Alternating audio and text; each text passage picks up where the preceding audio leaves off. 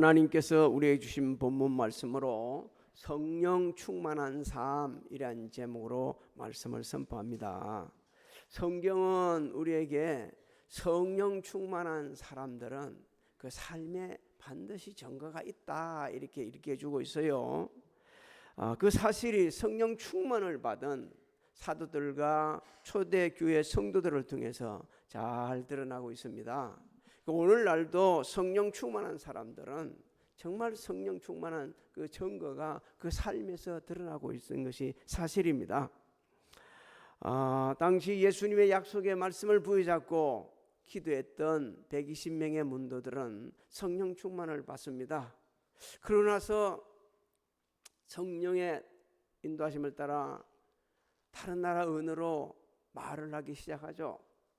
그때 각지에서 오순절 절기를 지키러 왔던 유대 경건한 그 분들이, 성도들이, 사람들이,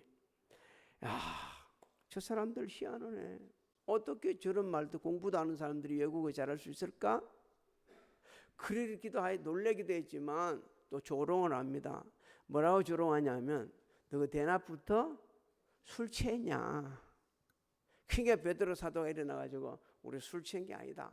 그리고 성령 이제 충만 받는 과정을 쭉 설명하면서 복음을 전하였어요.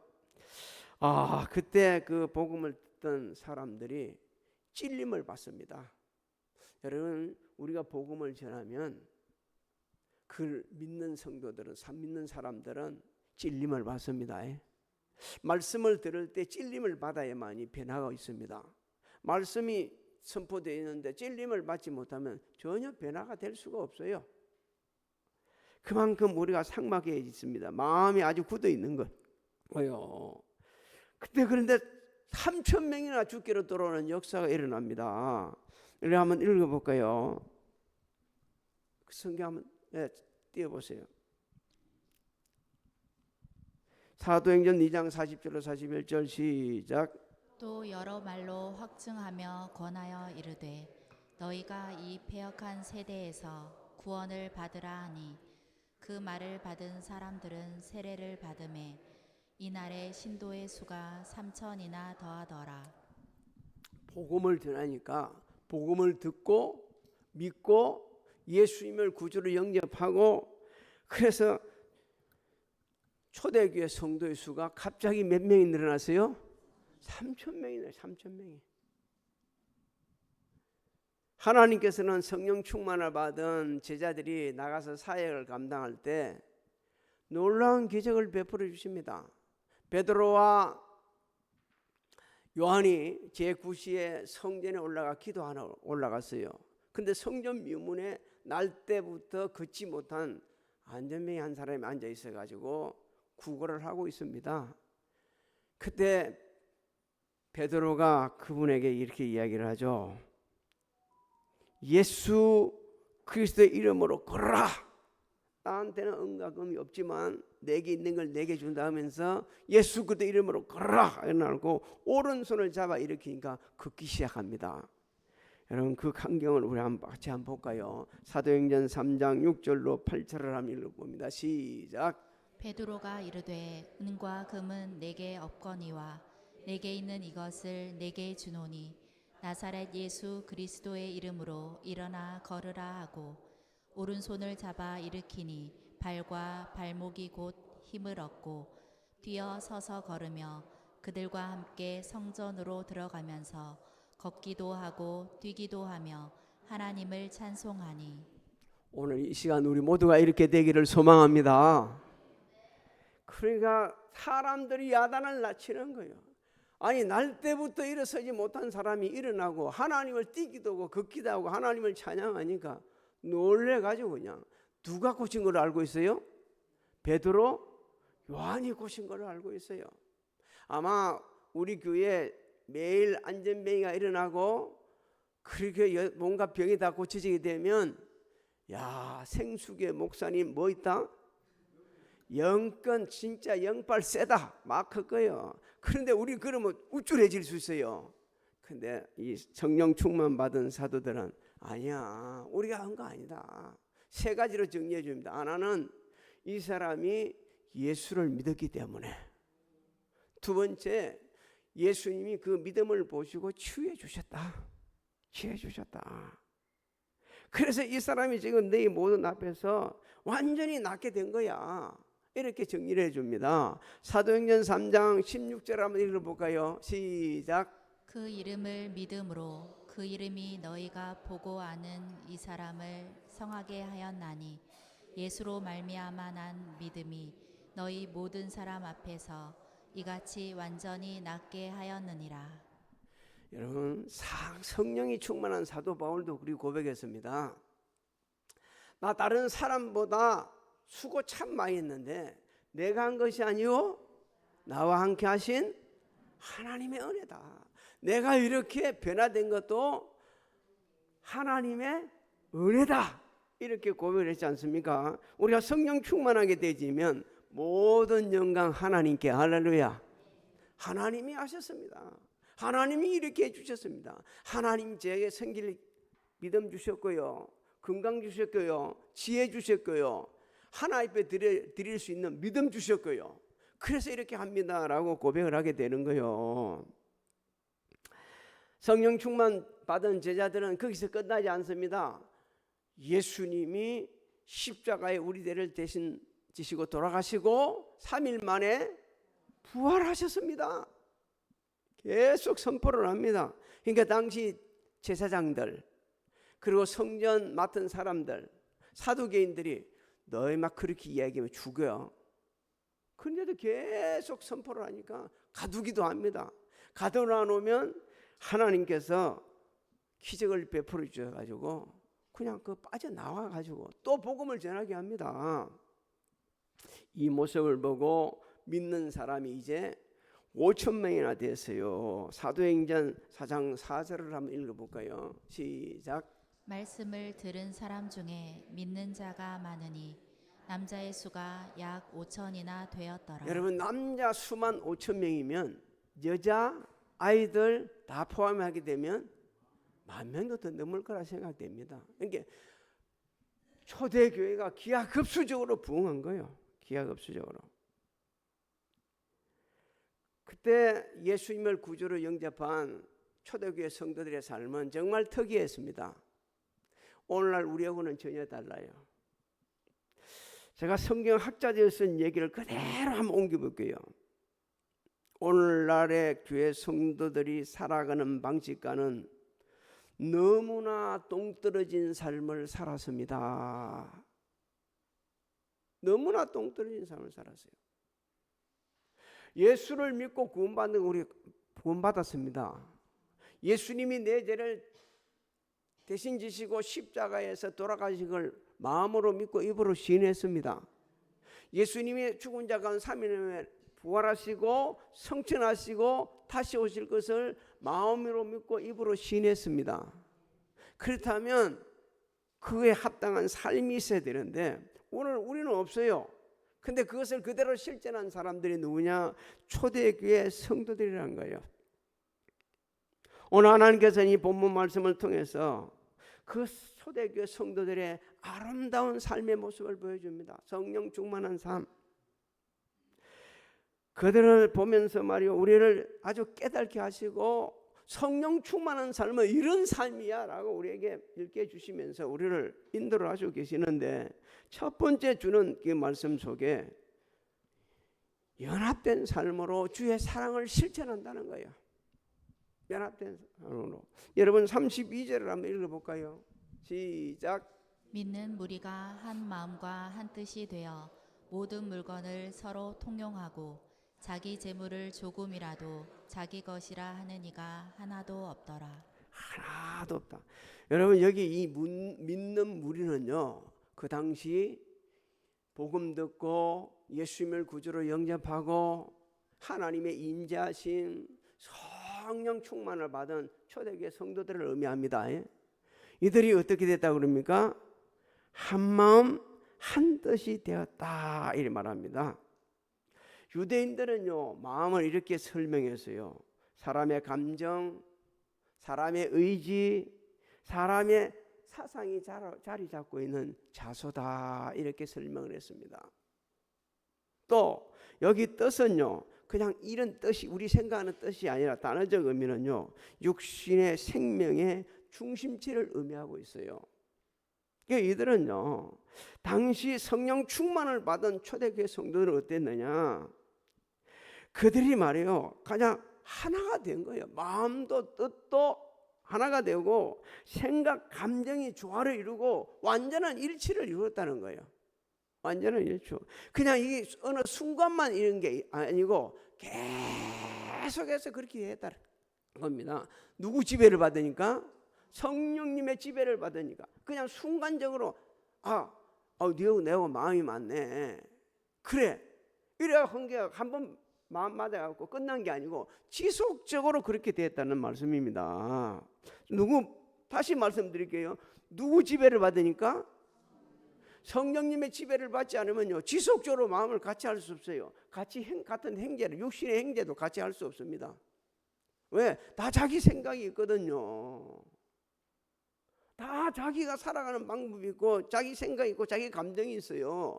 하나가 안 됩니다. 그런데 성령의 지배를 받다 보니까 저 행제도 아니요 육신의 행제도 아니요 그런데 처음 보는 사람도 있어요. 근데 마음과 생각이 조화를 이루고 있는 겁니다. 그 조화를 이룬 것 중에 나타난 특징이 뭐냐면 오늘 말씀해 보니까 뭘 했다고요? 모든 물건을 서로 통용을 했다. 통용이란 말은 친교하고 또 교류하다, 분배하다는 이런 뜻을 가지고 있습니다.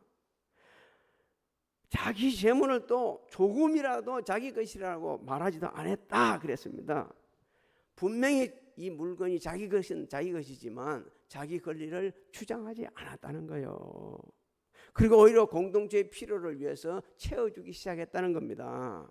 그렇다면 어떻게 이분들이 일할 수 있을까? 성령 충만을 받은 성도들이 예수님의 절대 주권을 시인했다는 거예요. 예수님의 절대 주권을 시인했다는 증거입니다. 여러분 우리는 주여 주여 주여 그럽니다. 주여 주여 주여는 예수님은 나의 주인이십니다. 나의 모든 것의 주인이십니다. 그러면 종은요 누구 뜻대로 해야 되죠? 주인 뜻대로 하는 거예요. 그러니까 이 성령 충만을 받은 초대교회 성도들은 복음을 들으면서 예수님이 내 주인이시네. 내가 내 주인이 아니네. 내가 가진 이것도 내 게 아니고 주님이 주신 것이네. 그러다 보니까 이걸 내 마음대로 쓰면 안 되지. 내 게 아닌데 주님이 원하시는 방법으로 써야지. 그래서 그 어렵고 힘든 사람의 필요를 채워주게 된 것입니다. 우리는 복음을 전할 때 이리 드립니다. 예수 믿는 거 제가 제일 많이 했습니다. 예수 믿는 게 뭔지 아십니까? 예수님이 내 죄를 대신 지시고 십자가에 돌아가신 것을 뭐요? 마음으로 믿고 입으로 시인하는 겁니다. 예수님 믿는 건 뭔지 아십니까?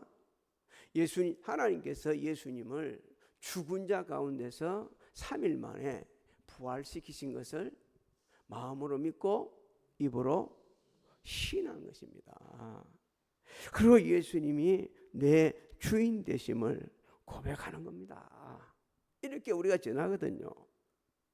조금 전에도 제가 말씀드렸습니다만 우리는 그렇게 살아야 되는 걸 알아요. 아는데도 불구하고 살지를 않아. 왜 그럽니까? 성령의 지배를 받는 것보다 내가 내 지배를 받고 살다 보니까 손이 펴지는 게 아니고 어떻게 돼요? 움켜쥐기 시작하는 거예요. 그러다가 좀 믿음이 자기 생각이 있을 때는 패서 드리기도 하고 나누기도 하고 베풀기도 하고 하나님께 구별할 때도 하다가 어느 날 보니까 이게 보니까 아까운 거요. 이게 누구 거요? 내 거요. 내가 죽도록 이런 것 같아. 그러니까 움켜잡아비는 거예요. 그러다 보니까 이것도 안 되고 저것도 안 되고 아무것도 못 하게 되는 이상하게 신앙생활을 하게 되는 겁니다. 당시 성령 충만을 받은 초대교회 성도들은 이렇게 생각을 했어요.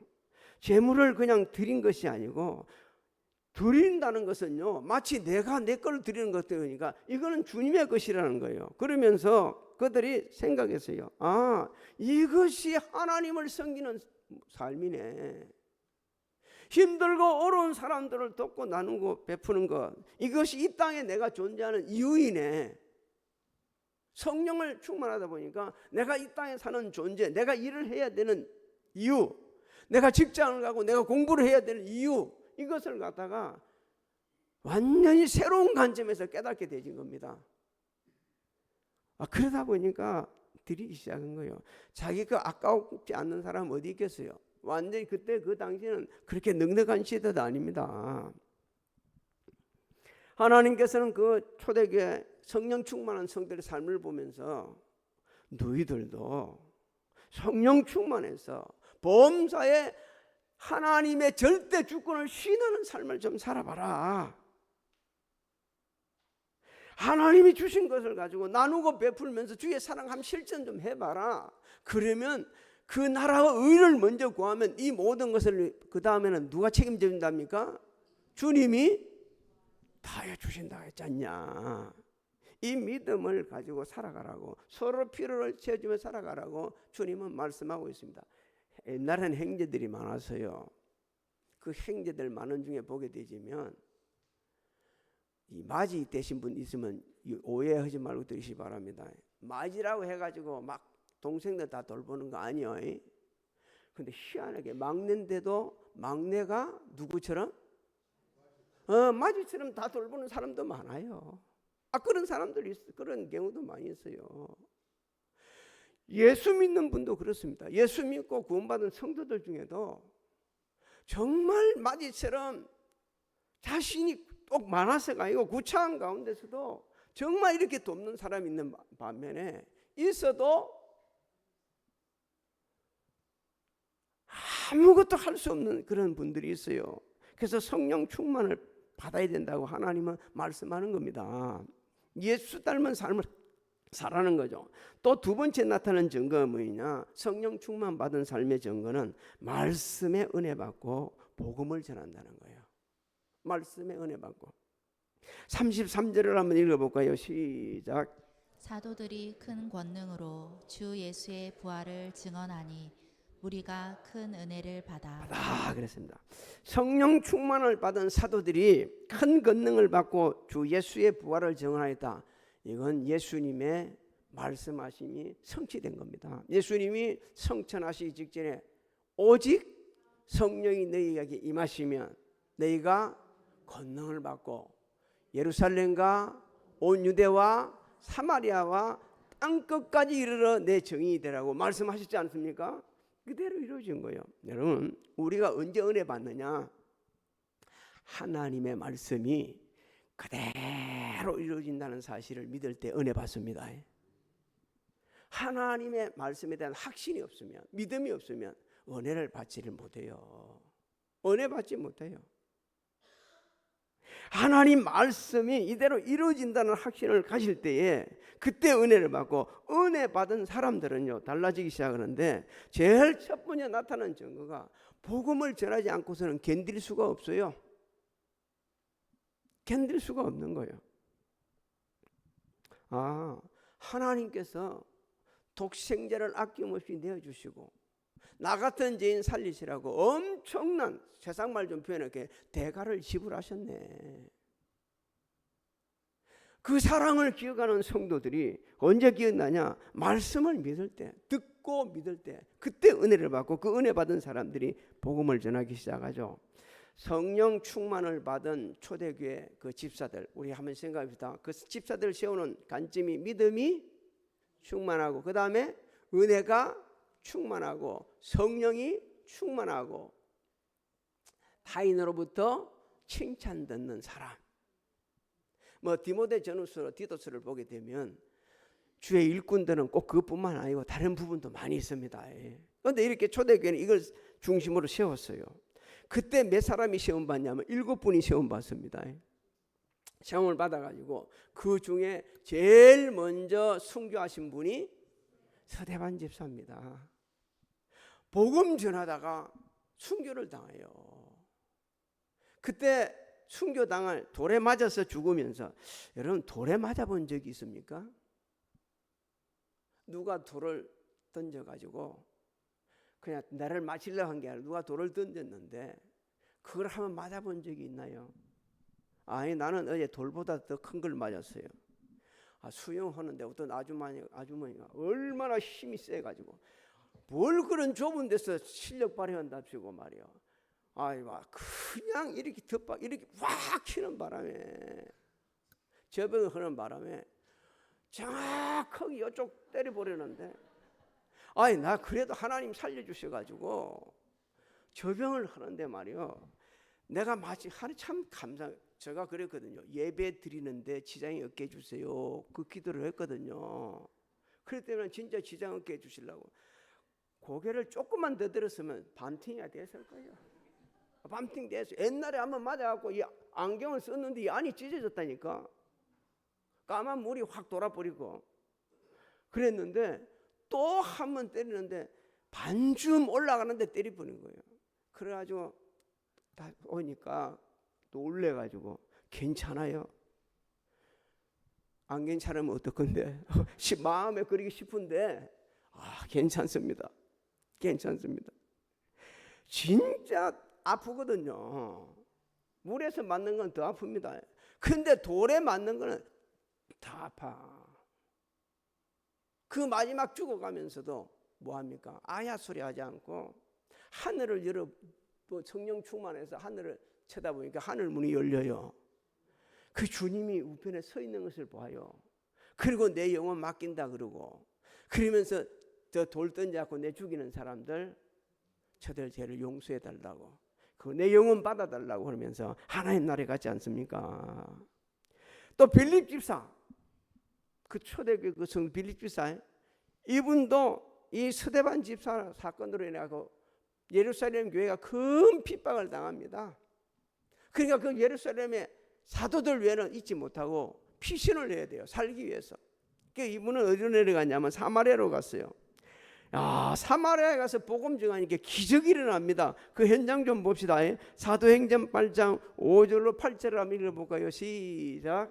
빌립이 사마리아 성에 내려가 그리스도를 백성에게 전파하니, 무리가 빌립의 말도 듣고 행하는 표적도 보고 한 마음으로 그가 하는 말을 따르더라. 많은 사람에게 붙었던 더러운 귀신들이 크게 소리를 지르며 나가고, 또 많은 중풍병자와 못 걷는 사람이 나으니 할렐루야. 그 성에 큰 기쁨이 있더라. 오늘 깨끗게 치유되어지시고 기쁨이 충만하기를 주의 이름으로 소망합니다. 그래, 성령 충만을 받으면 그래요. 제가 좀 아까 약간 감정이 있어서 그 여자라 했는데 그거 좀 고치고 정리하는데, 그분이 권사님이셨어요. 그래갖고 권사님 목사님을 때려놔 놓고 괜찮았어요. 그러니까 괜찮다고 해야지. 여러분, 오늘날 성령 충만한 성도들은요 더 열정적으로 복음 전합니다. 더 뜨겁게, 더 지혜롭게 전합니다. 자신이 할 수 있는 최선을 다해가지고 복음을 전하는데, 물론 병이 낫는 경우도 있지만 안 나을지라도 그 사람들의 마음을 감동시켜가지고 복음을 전하는데요, 돈도 많이 들지 않아요. 국수 한 그릇 사주면서 복음을 전해서 죽기로 인도하고요, 길 가다가 짐 하나 들면 죽어서 복음 전해서 데리고 오고요, 아이들 데리고 갈 때 너무 이쁩니다, 너무 아름답습니다, 너무 좋습니다, 박수 한번 쳐주고 전도하고 죽기로 돌아온 경우가 너무 많아요. 성령 충만하면 모든 기회를 전도 기회로 삼습니다. 그렇게 되면요, 할 수 있는 대로 복음 전하게 되면 역사가 일어나죠. 또 한 번 이 본문 말씀에 나타나고 있는 성령 충만한 삶의 증거는 하나님 앞에 드리면서 아주 귀하게 섬긴다는 거예요. 이게 34절 35절을 한번 우리 먼저 한번 읽어볼까요? 시작. 그 중에 가난한 사람이 없으니 이는 밭과 집 있는 자는 팔아 그 판 것의 값을 가져다가 사도들의 발 앞에 두매 그들이 각 사람의 필요를 따라 나누어 줌이라. 그렇습니다. 복음을 듣고 은혜 받은 성도들이 제물을 드렸어요. 그래서 가난한 사람들의 필요를 채워줘 가지고 그 상황을 극복할 수 있도록 해주신 겁니다. 한마디로 주의 사랑을 실천한 거죠. 그리고 밭과 지판값을 사도 발 앞에 두었다는 것은요, 이 재물의 소유권, 처분권을 사도들에게 맡긴 겁니다. 이건 이제는 이거는 제게 아니고 사도들, 당신들이 소유권이 있고 그 처분권이 있으니까 그걸 하십시오. 그래서 사도들은 각 사람의 필요를 채워줬는데, 당시 이 가난한 사람들도 욕심 부리지 않고 뭘 했냐? 자신들의 필요만큼 받아갔다는 거예요. 그런데 오늘날 우리는 어떻게 하죠? 자꾸 뭐라 그러죠? 좀 주면 더 주라. 요번에 잘하면요 85% 되는 사람들은 또 돈 받기 생겨서 하나님 앞에 기도 많이 해야 됩니다. 정말 기도 많이 됩니다. 이 주는 게 많은 건지 받는 게 맞는 건지 하나님 앞에 기도하면서 우리가 나아가야 되는데, 가난을 채워줄 때도 지혜롭게 채워줘야 되고요, 가난을 채워줄 때도 받는 사람이 기분 나쁘지 않게 채워줘야 되고요, 가난을 채워줄 때라도 남한테 힘이 안 되고 어려움이 되지 않도록 채워줘야 되는 것이 오늘의 현실입니다. 다만 이것이 전부 다 내가 내 것이오라고 생각하게 되지면 못 들어요. 할 수 없어요. 그런데 주신 자도 누가? 취하실 자도 요하시라는 그 절대 주권, 하나님에 대한 절대 주권을 우리가 가졌을 때, 그때 하나님 앞에 드리면서 필요한 만큼 채워주고, 또 우리도 욕심 부리지 않고 필요한 만큼 받으면서 감사하면서 살아가는 겁니다. 36절 30절 그 귀한 한 분을 소개하고 있죠. 자, 그분을 한번 우리가 봅시다. 시작. 구브로에서 난 레위족 사람이 있으니 이름은 요셉이라. 사도들이 일컬어 바나바라, 번역하면 위로의 아들이라 하니, 그가 밭이 있음에 팔아 그 값을 가지고 사도들의 발 앞에 두니라. 바나바를 성경은 소개를 많이 하고 있는데, 제가 다음 주일에 좀 더 자세하게 이분에 대해서는 설명을 하겠습니다만, 우리가 다 성경을 읽어보신 분들 알죠? 예루살렘 교회에서 파송을 받아가지고 최초의 이방인 교회인 안디옥 교회를 섬긴 분. 네. 그리고 또 사도 바울을 초청해서 같이 그 교회를 섬겼던 분 중에 분입니다. 그리고 사도 바울과 함께 최초의 선교사였어요.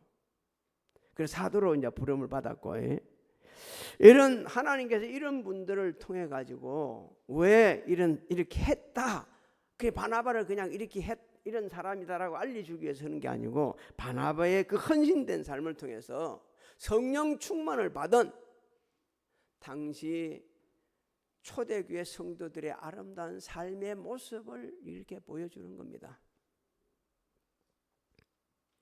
우리에게는요, 우리도 성령 충만을 받게 되지면 이렇게 아름다운 삶을 살 수 있다는 거죠. 각자 개성이 있지만 성령 충만을 받게 되지면 연합된 삶을 살 수 있다는 거예요. 일치되게 주의를 감당할 수 있다는 겁니다. 우리는 사회에 각자의 위치가 있습니다. 배운 것도 다르고 외모도 다르고 가진 것도 다르고 다 다르지만, 성령 충만을 받게 되면 하나님의 그 위대한 사랑을 깨닫게 되져 가지고 그 사랑 앞에서 모든 것이 다 녹여지고 모든 것이 다 극복되지고 모든 것을 다 품을 수 있는 사람들이 되져 가지고 함께 주의를 감당해 간다는 거죠. 영혼 살리는데 힘을 쓴다는 겁니다. 한 영혼이라도 더 구원하기 위해서 정말 할 수만 있다면 이 영혼 구원에 힘을 쓰게 되지고요. 그리고 주신 모든 것을 드리고 그리고 나누고 베풀면서 선한 사업에 부해져 가면서 살 수 있다고 말씀하고 있는 겁니다. 하나님은 오늘날도 바나바 같은 사람을 찾기를 원하십니다. 저는 주님의 이름을 부탁드립니다. 우리 교회 저부터 시작하여 저 유튜브 우리 꼬마들까지 이르기까지 모두가 성령 충만을 받고 바나바 같은 삶을 살았으면 정말 좋겠습니다. 그렇게 되면 하나님께서 그 다음은 역사를 하시는 거예요. 혹여 이 말씀을 듣는 중에 마음에 감동을 받거나 혹시 또 내가 이 길 몰랐네라는 찔림이 있으면 하나님이 특별한 은혜를 베푸시는 겁니다. 예, 깨달아가시고 그래 내가 너를 들어서겠다. 내가 너를 들어서시겠다고 말씀하시는 거예요.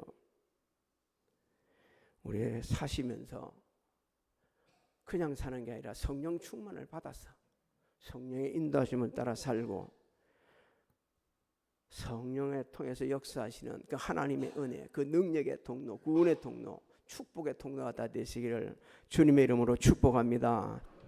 축복합니다. 지금 우리 주 예수 그리스도의 은혜와 하나님 아버지의 만가하신 사랑하신가 성령님의 내주 교통 역사하심이 오늘 예배드린 사랑하는 성도들 머리 위에와 가정, 직장, 사업장, 자녀들 진행하는 모든 일들 위에 지금으로부터 영원토록 함께 하실지어다.